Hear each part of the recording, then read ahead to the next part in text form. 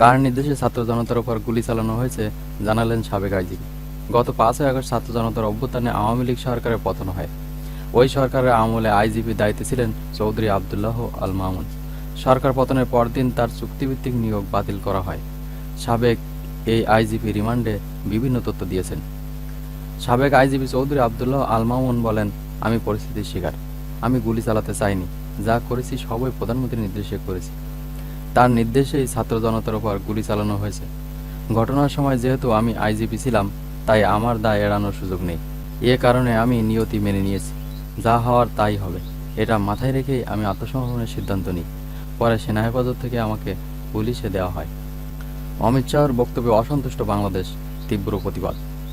সম্প্রতি বাংলাদেশের নাগরিকদের সম্পর্কে ভারতের স্বরাষ্ট্রমন্ত্রী অমিত শাহর মন্তব্যে চরম অসন্তোষ প্রকাশ করে তীব্র প্রতিবাদ জানিয়েছে বাংলাদেশ।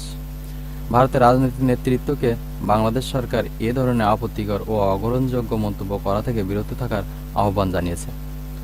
অমিত শাহর মন্তব্যে অসন্তোষ জানিয়ে আজ সোমবার ঢাকায় ভারতীয় হাইকমিশনের কাছে প্রতিবাদপত্র পাঠিয়েছে পররাষ্ট্র মন্ত্রণালয়। মন্ত্রণালয় এ বিজ্ঞপ্তিতে জানিয়েছে, ঢাকায় ভারতের উপ হাইকমিশনার পবন ভাদের কাছে এ প্রতিবাদপত্র দেওয়া হয়েছে।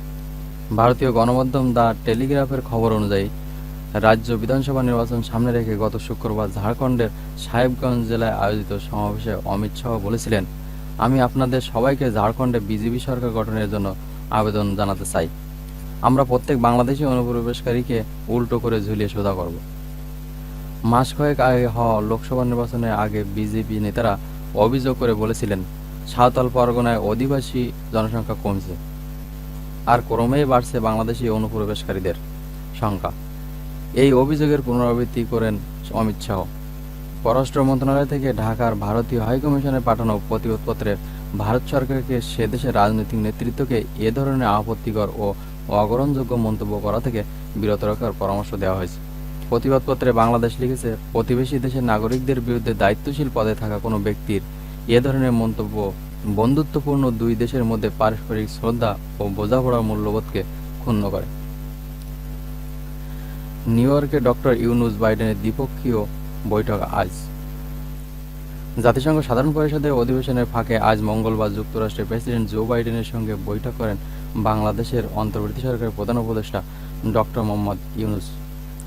দুই দেশের মধ্যে ক্রমবর্ধমান সম্পর্কের উদাহরণ এ বৈঠক।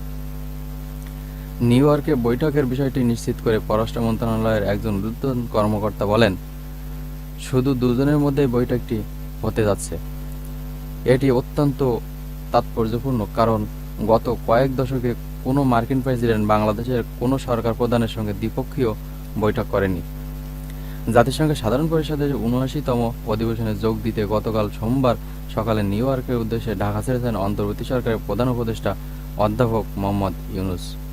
সফর সঙ্গী সহ ডক্টর ইউনুসকে নিয়ে কাতার এয়ারওয়েজের একটি ফ্লাইট ভোর ৫টা ১০ মিনিটের দিকে হজরত শাহজালাল আন্তর্জাতিক বিমানবন্দর ছেড়ে যায় বলে বিমানবন্দরের একজন শীর্ষ কর্মকর্তা জানিয়েছেন। প্রধান উপদেষ্টা হিসেবে এটিই ডক্টর ইউনুসের প্রথম বিদেশ সফর। গত রাতেই তার যুক্তরাষ্ট্র পৌঁছার কথা। আগামী ২৭ সেপ্টেম্বর জাতিসংঘ সাধারণ পরিষদের সাধারণ অধিবেশনে ভাষণ দেবেন প্রধান উপদেষ্টা। তিনি একটি গণতান্ত্রিক ও অন্তর্ভুক্তিমূলক বাংলাদেশ গড়ার অন্তর্বর্তী সরকারের রূপকল্প উপস্থাপন করবেন, যেখানে মানবাধিকার সমুন্নত থাকবে। ছাত্র আন্দোলনের বিরোধিতার মিথ্যা পোস্ট, ব্যবসায়ীকে গণপিটুনির পরিকল্পনা। ছাত্র জনতার বিপ্লবকে কেন্দ্র করে এক ব্যবসায়ীর বিরুদ্ধে মিথ্যা তথ্য ফেসবুকে প্রচার করা একটি চক্র। বলা হয়, ওই ব্যবসায়ী আওয়ামী লীগের বড় নেতা। তিনি জুলাই আগস্ট মাসে বৈষম্য বিরোধী ছাত্র আন্দোলনের বিরুদ্ধে ছিলেন। এলাকার নেতাকর্মীদের নিয়ে আন্দোলন চলাকালে ছাত্রদের উপর হামলা চালিয়েছেন।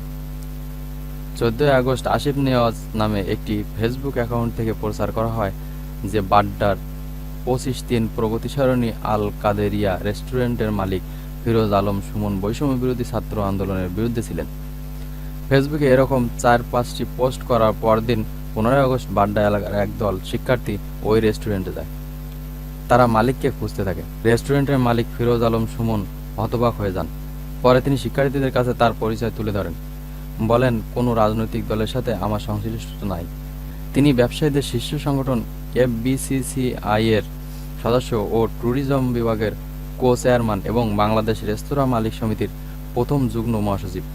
এরপর শিক্ষার্থীরা ফেসবুকে আসিফ নেওয়াজের দেয়া স্ট্যাটাস ফিরোজ আলমকে দেখান। পরে ফিরোজ আলম বিষয়টি নিয়ে বাড্ডা থানায় সাইবার অপরাধের অভিযোগে একটি জিডি করেন। পুলিশ জিডি তদন্ত করে যাত্রাবাড়ি এলাকা থেকে আসিফ নেওয়াজকে আটক করে।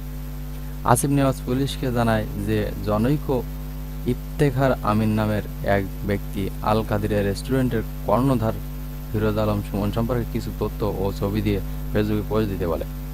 এর উদ্দেশ্য ছিল সামাজিক হেনস্থা, ব্যবসায়িকভাবে ক্ষতিগ্রস্ত করা এবং গণপিটুনির মাধ্যমে জীবন নাশের পরিকল্পনা। বাড্ডা থানার ওসি সাইফুল ইসলাম বলেন, আমরা অভিযোগ পেয়ে তদন্ত করেছি। ফেসবুকে মিথ্যা তথ্য দিয়ে ওই ব্যবসায়ীকে হত্যার পরিকল্পনা করা হয়েছিল। এর পিছনে ওই ব্যবসায়ীর আপন দুই ভাইয়ের সংশ্লিষ্টতা রয়েছে। তাদেরকে আমরা আটকের চেষ্টা করছি।